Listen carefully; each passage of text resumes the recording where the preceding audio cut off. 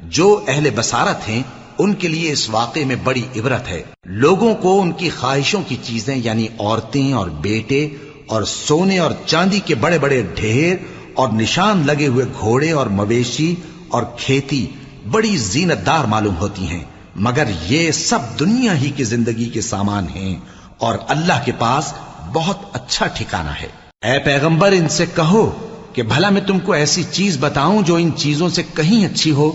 سنو، جو لوگ پرہیزگار ہیں ان کے لیے اللہ کے ہاں باغات بہشت ہیں جن کے نیچے نہریں بہ رہی ہیں، ان میں وہ ہمیشہ رہیں گے، اور پاکیزہ بیویاں ہیں، اور سب سے بڑھ کر اللہ کی خوشنودی۔ اور اللہ اپنے سب بندوں کو دیکھ رہا ہے جو اللہ سے التجا کرتے ہیں کہ اے پروردگار ہم ایمان لے آئے سو ہم کو ہمارے گناہ معاف فرما اور ہم کو دوزخ کے عذاب سے محفوظ رکھ۔ یہ وہ لوگ ہیں جو